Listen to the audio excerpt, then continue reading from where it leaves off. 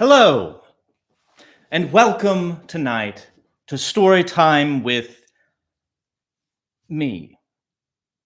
You have arrived at chapter 28 of Tarot Tales, a weekly gathering in which someone shares a fairy tale, a myth, or a legend based upon a tarot card that has been drawn at random the week prior. And with each tale and each tarot, we invite our audience to enjoy with us a paired cocktail. Tonight, I will be sipping on the Make Me a Mule, which is named so for reasons that will become apparent later. Now, typically, Moscow Mule is prepared with vodka, but this variation tonight is prepared with whiskey, with the traditional ginger beer and lime. So to kick us off for the evening, I would like to offer up a toast to facing the strain, surfing the urge, and enjoying the bumps along the way.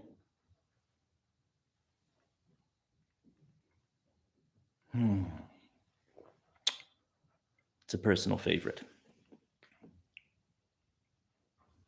Tonight's card, the Eight of Wands. Compared to some of the others that we've seen, this card is rather minimal in its presentation. What does it say to you? What stands out? It may be helpful to consider that these rods, these wands, are actually in flight. How were they launched? What's their target? Since they're facing down from left to right, it's considered that they are in a downward trajectory. They're nearing the end of their journey. Now, the suit of wands in general speak to creativity, vitality, the heart. Eights of all suits present rebirth and change. Together here, drawn upright, as this was, this card divines movement, speed, and progress. One of the things that strikes me about this card, especially when looking at others, is this vast blue expanse behind the wands and this rather desolate landscape behind. To me, that seems to speak to freedom of movement, unobstruction, and wherever it is that these wands are going, there's a great amount of unrealized potential. These wands are rushing to an end, to a result, whether for good or for ill. Now, our story tonight comes to us from the land of Bengal, which is here on the western side of the Indian subcontinent. Today, the area is split between the country of Bangladesh and the Indian state of West Bengal. The Bengali people have a very long tradition of storytelling. Most commonly, these stories were shared by mothers and grandmothers for the children of their households before bedtime. Tonight, I will share one of their stories, the story of how opium was made.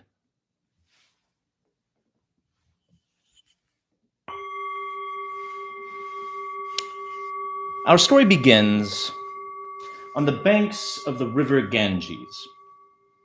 The Ganges is the largest river in India, and it has been the lifeblood of civilization there for millennia. Followers of Hinduism consider the river to be sacred. They almost consider it to be a deity in and of itself, as far as I understand it. The waters are able to purify the spirit. They can sanctify the dead.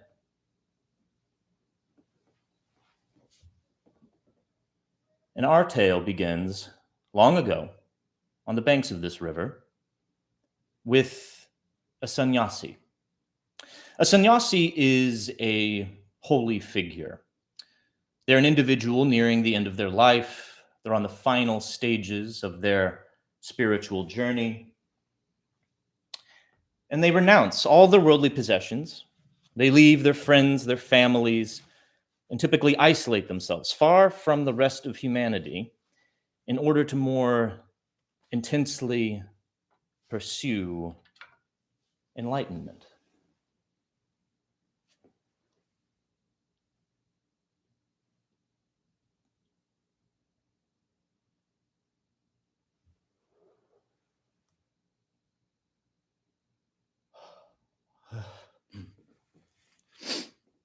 So our story begins long ago, on the banks of the river Ganges, where a sannyasi lived in a small hut.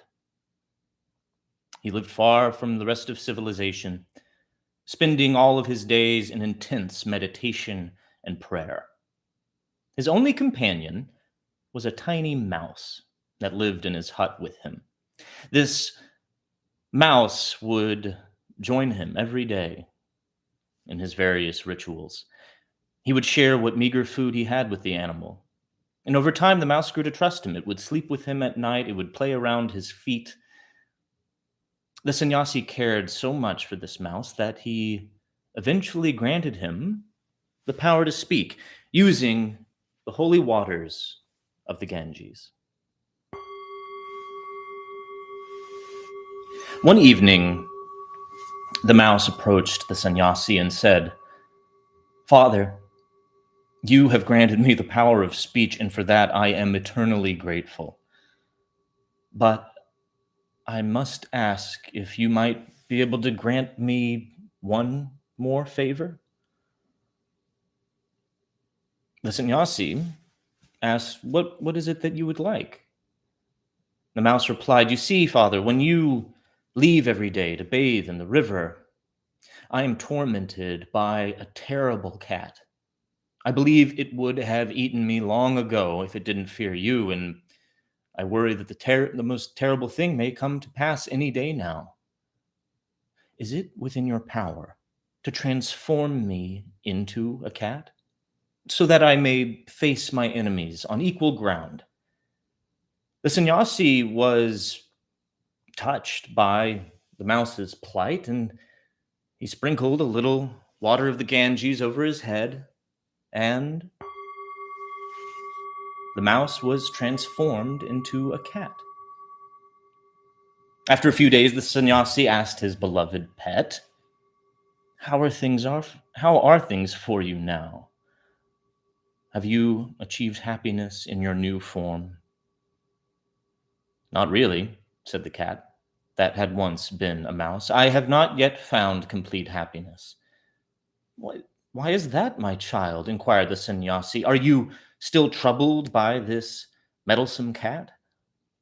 The cat that had been a mouse replied, "No, no, no. There is no cat in this land that could challenge me. But you see now, when you leave, I'm beset upon by a pack of ferocious dogs. There's nothing I can do to be rid of them. If it's not too much of a bother, could you change me into a dog?" The sannyasi, of course, granted the cat's wish.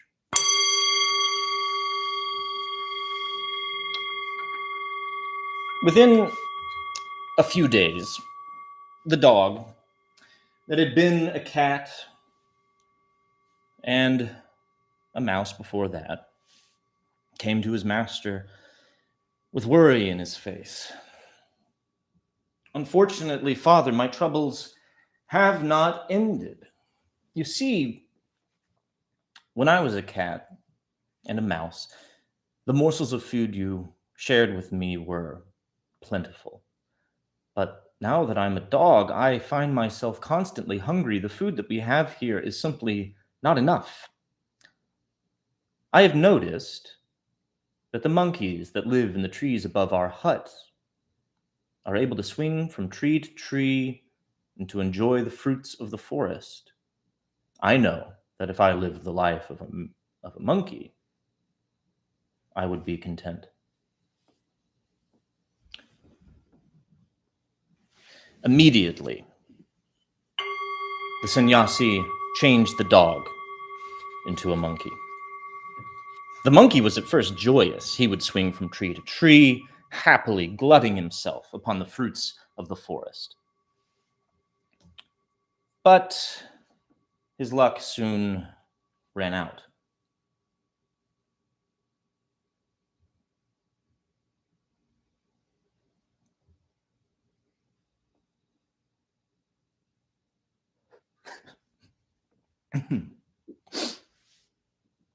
You see, a drought passed through the land, which caused all the rivers and lakes to dry up, and the monkey found that he was unable to quench his thirst. Miserable, he looked about and noticed the boars that lived in the area were not troubled by this. You see, they were able to root into the dirt to find the water underneath. They were able to quench their thirst whenever they liked, and they could spend all their days lolling about in nice, cool mud through the hot summer. The monkey that had been a dog and a cat and a mouse before that pleaded with the sannyasi again. "Oh, Father, you made me a monkey, but my fortunes haven't changed. I cannot quench my thirst. Yet I see the wild boars have no trouble with this whatsoever. I do not mean to be demanding, but could you please change me into a wild boar?" The sannyasi benevolently changed the monkey into a boar. Quite happily, the boar spent his days lolling about in the mud, had no worries for his thirst. Until, not long after this, the forest began to rumble, and out from the trees came crashing through a royal hunting party, giant elephants that were bedecked in red silks and golden ornaments. They were there to hunt boar. Unfortunately, that day, many of the boar of the forest met their fates by spear point, except for our boar, the boar that had been a monkey and a dog and a cat and a tiny, fearful mouse before that. He hid in a marsh until the hunting party had passed on. And at that time, he thought to himself, "Why do I bother living the life of a boar if I am in constant danger? I was in danger when I began as a simple mouse. If I could live the life of an elephant, I would never have to fear a thing. Everywhere I went, people would respect me, especially if I was part of that royal hunting party. If I had a Raja, a king upon my back, everyone everywhere would have to respect me." So he returned to the sannyasi and made his request. With disappointment in his eyes, the sannyasi granted his wish. So be it. The elephant lived a very peaceful and happy life, but his deepest wish was to be the Raja's personal elephant. So he waited until the hunting party returned to the forest. He approached them calmly, and immediately the Raja beheld him and said, "What a majestic creature! If I can tame him, he will be the finest elephant of all that I possess." The elephant put up no trouble being captured, and on his way back to the palace, every person he would pass would remark at his majesty and power and beauty. He beamed with pride. One day, living in the palace, the Raja expressed a wish to take himself and his Rani, his queen, to the Ganges to have a purifying bath. He expressed an interest in bringing our elephant along as transport. The elephant was ecstatic. He was bedecked in finery, in red silks, and golden ornaments. But he soon discovered that he was being dressed up simply to transport the Rani, the queen, and that the Raja would ride ahead. He thought to himself, I am the king of animals. I am only fitting for a king. I am not here to transport this woman. So he reared up on his hind legs, and the Rani swiftly fell off of his back. Immediately, the Raja rushed to her side. He dusted her off with his own silk robes and said to her, My dearest, are you all right? I don't know what would happen if I ever lost you. The elephant watched this and was surprised.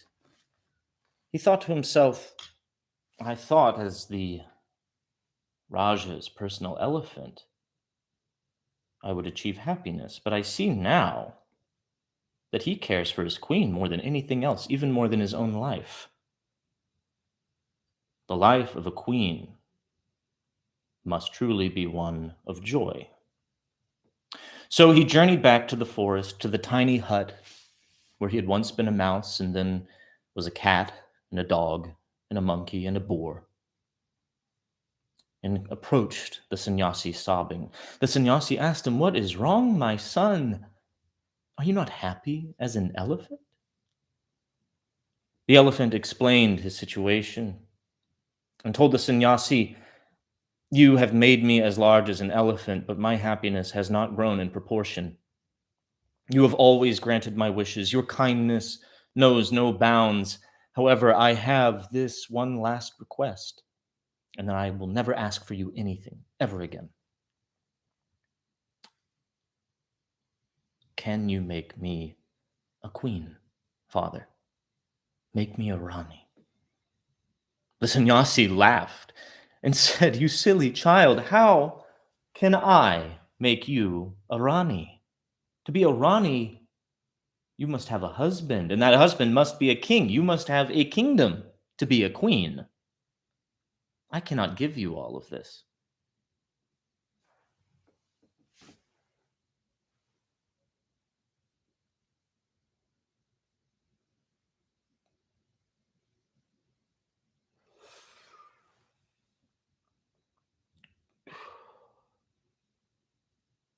The sannyasi said, after some thought, The most I can do for you is to transform you into a beautiful woman. Perhaps that way a king will find you, will fall in love with you, will make you his queen. The elephant agreed. All right, make me a woman of perfection. The sannyasi sprinkled some water of the river over the elephant and transformed him into a beautiful woman. This new daughter of his he named Precious Poppy. And Poppy lived the rest of her time with the sannyasi. She planted a garden of beautiful flowers in front of the hut and tended to it every day. After some time, on a day that the sannyasi left to go bathe in the river, Poppy was she was tending to her garden, and a finely dressed man came stumbling from the forest. She rose to her feet and said, Sir, what is it that you're doing here? He said, I do not mean to frighten you. You see, I was here on a hunting party, and I was separated from my group, and now I fear I will die of thirst. If it's not too much trouble, could I bother you for a drink? Precious Poppy knew that this was, in fact, the Raja, the very same Raja she had served as an elephant. She graciously invited him inside for a drink of water. The Raja, through all this, noted her beauty and her graciousness and wondered if she might be the daughter of a king. He asked her, Gracious lady, who is your father? And she replied quite cleverly,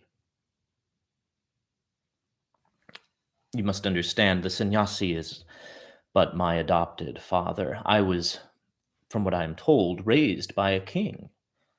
Long ago, he was beset upon by his enemies and had to flee into this forest, which is where I was born. He and my mother were unable to care for me, and they left me beneath a banyan tree, where I was kept alive by a honeycomb dripping honey into my mouth, protected by the sun from the leaves and cradled in its roots. And that is where the sannyasi found me, and he has been my father ever since. The Raja said, "I do not wish to be so bold, but I would be honored if you would marry me." The sannyasi returned to his hut and found the Raja and the Rani beaming together. Unable to deny his beloved child anything, he granted his permission for the marriage to occur. Joyously, the Raja returned to his palace with his new bride, his bride that had been an elephant, and a boar, and a monkey, and a dog, and a cat, and a tiny little frightened mouse at one time. In the palace, as a Rani, Poppy lived a life of luxury. She had no need that could not be answered. The other Rani, the one she had bucked off her back as an elephant, was left neglected. But the Rani wasn't so troubled. She had everything she could possibly need. But unfortunately, her luck ran out. One day, when she was walking through the palace, she came upon a well. She saw her own reflection in the water, and in her vanity, she leaned too far and fell in, and was unable to be recovered.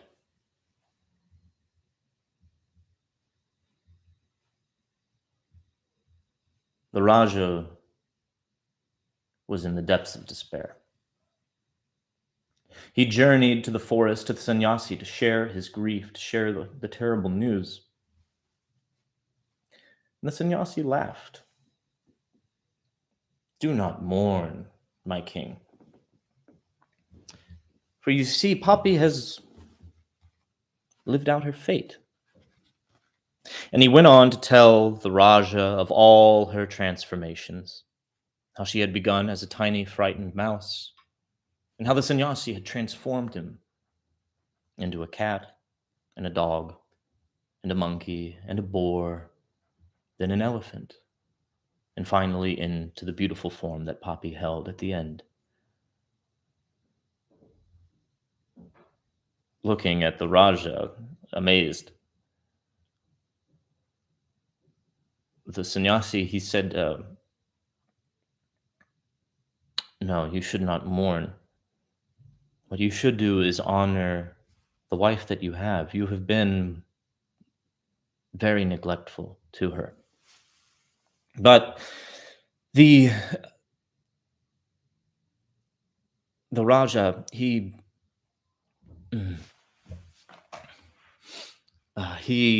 had he was still inconsolable. So the sannyasi offered him one thing by which he might remember Poppy. He said to the Raja, "I will sprinkle the water of the Ganges around the well where we lost our Poppy, and from there will grow a beautiful flower with white petals.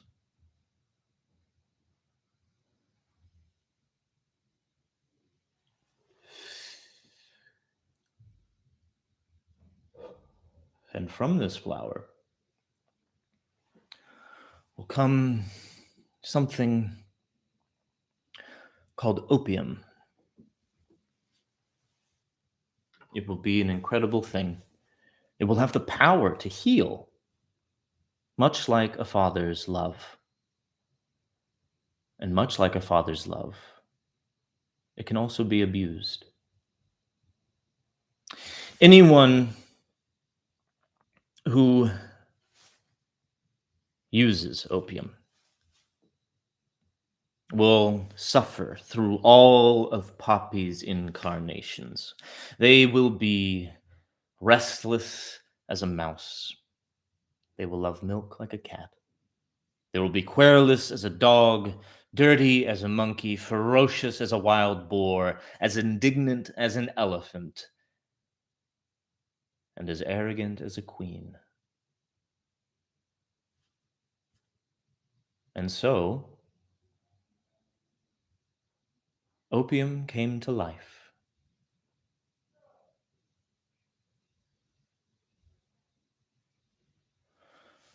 That is quite the tale. For those of you that are unfamiliar, opium is a latexy, gooey substance that comes from the seed pod of the poppy plant. It can be smoked by way of vaporization or made into a tincture to have in a beverage or tea. And what it does is basically turn off the parts of your brain that are capable of experiencing pain. The people that use it experience an incredible sense of contentment and euphoria and peace. It also happens to be one of the most addictive substances on the planet. It has a complicated legacy.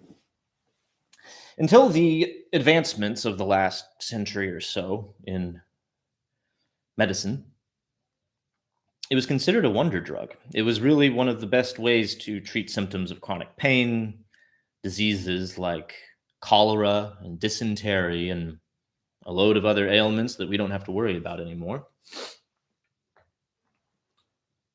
In ancient Sumeria, it was called the joy plant. In Egypt, it was considered a gift from the gods.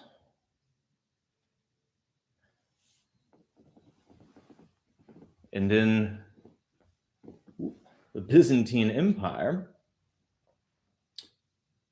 in Constantinople,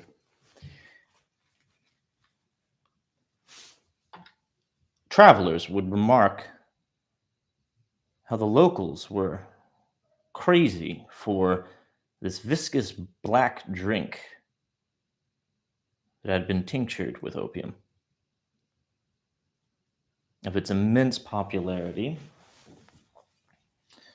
and the fact that anyone who drank it would die if they stopped.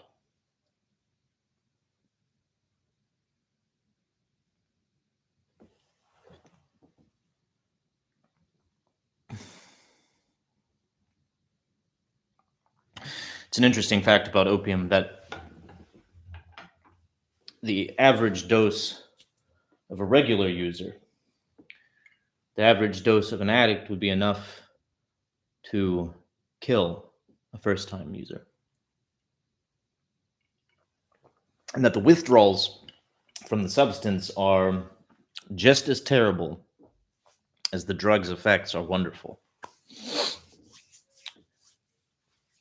China, they struggled with opium addiction in the 18th and 19th centuries. They had to pass a nationwide ban on the substance because their administrative and military classes were basically unable to function. The addiction was so rampant.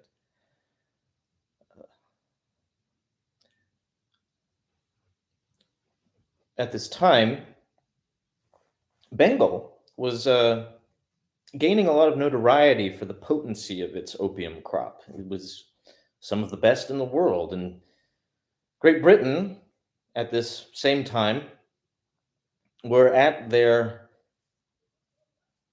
zenith of their global empire, and they wanted to profit off of this situation. The seat of their power in South Asia was in Calcutta, in Bengal.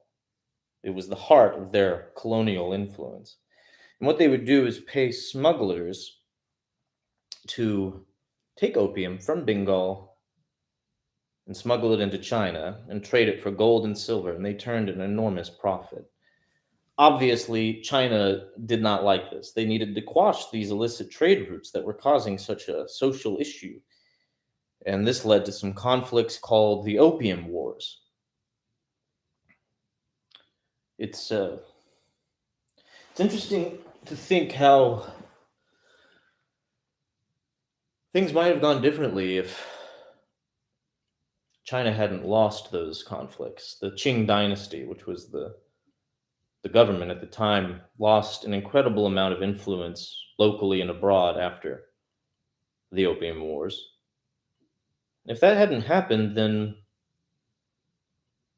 a revolution might not have occurred there to found a republic. And from that republic, there might not have been a communist revolution.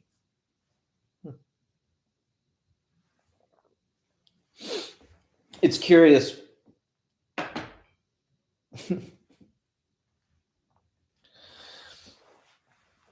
that around this time, and really ever since, the United States and the West at large had quite the appetite for opium.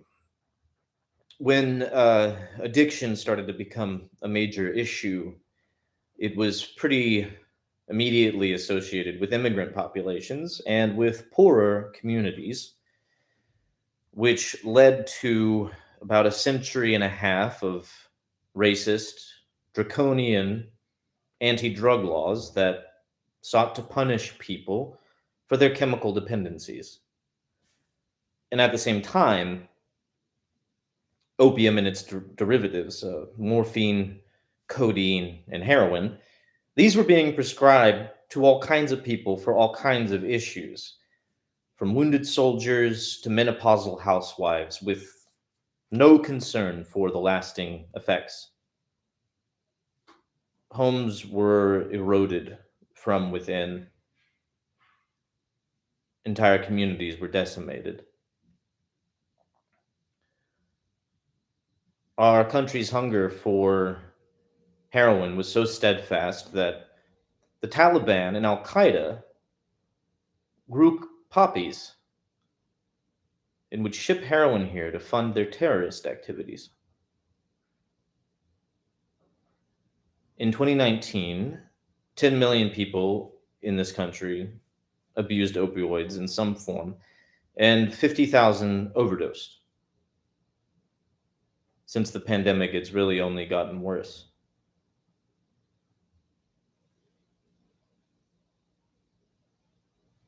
And it all started because a little mouse was afraid of a cat.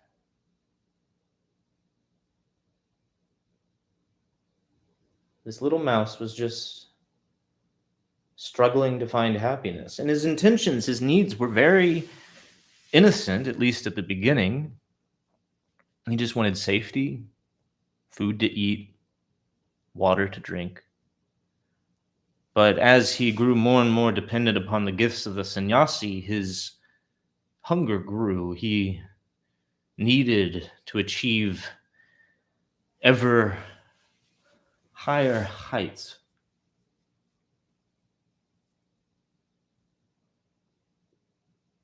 It's curious to wonder if things might be different if more people had heeded this tale. Like opium, the Eight of Wands is neither good nor bad. It's communicating movement, speed, rushing towards an end. To me, has a lot to do with pursuing results above all else. When our circumstances drive us to seek any gratification, anything we can, any kind of pleasure, by whatever means, it's only human to do whatever we can to get there.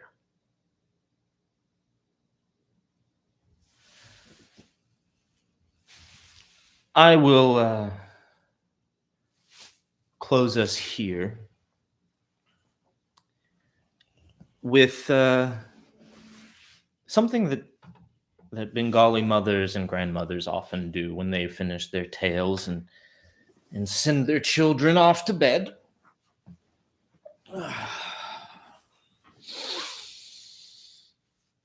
My tale has now been said.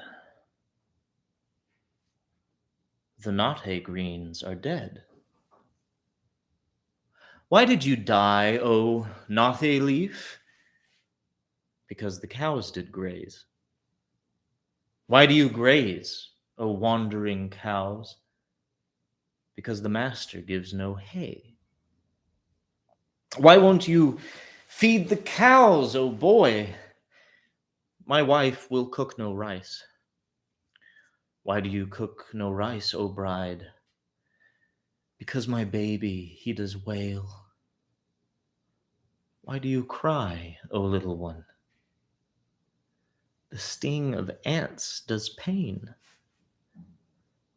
Why do you bite, O tiny ant? Because it's only right. Katoosh, katoosh, I will bite and then disappear out of sight.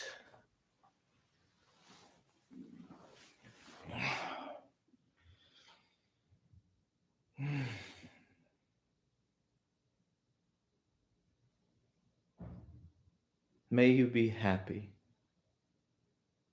May you be healthy. May you treat yourself with love and respect. May you continue to grow and find the strength to persevere in the painful parts of growth. May you find inspiration all around you. May you find peace.